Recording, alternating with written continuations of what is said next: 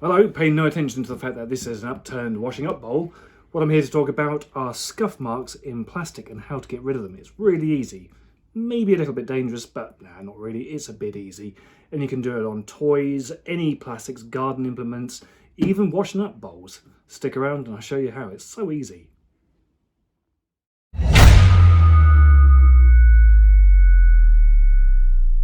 So as I just said, I'm going to get rid of these white marks. I'll concentrate on this one here just for now, but it's very easy and all you need is something like this.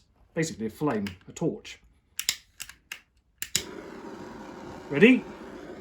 So all I'm doing is applying a bit of heat. This is called reflowing. It's something I used to do as a kid to try and get rid of all the marks, but look how it's disappearing. What it's basically doing is it's reactivating the plastic.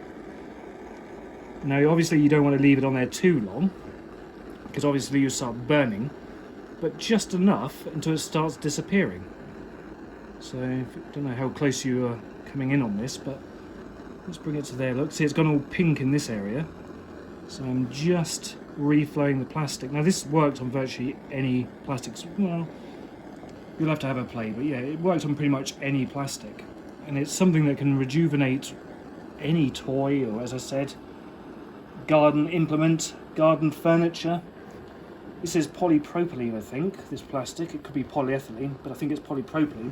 The other good thing about doing this, now this would apply to prop making, if you've got something of this sort of ilk and you want to build it into something else, often you'll want to glue or paint this sort of stuff. By doing this, because you're reflowing it, you're actually getting rid of the waxes that are in it.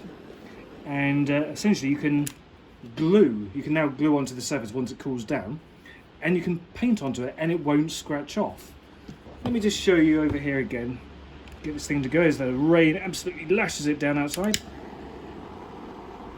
Now obviously you don't want to leave it on there too long because you don't want to burn it. Just lightly go across until you start to see it go a bit glossy. And then you just move it around, as you can see I'm doing here.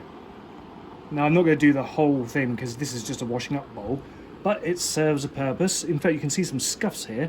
I can actually polish that out with the flame. So this would be as good as new. In fact, yep, this is polypropylene. I can see it is because it's got PP written on the bottom of it. But anyway, you get the general idea. So you can use this technique to repair plastics. Just don't be stupid with it. Don't leave the flame on there for too long. You'll know when you've left it on for too long because it'll all catch on fire.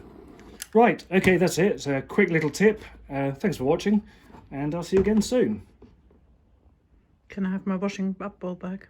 Yeah, it's all yours.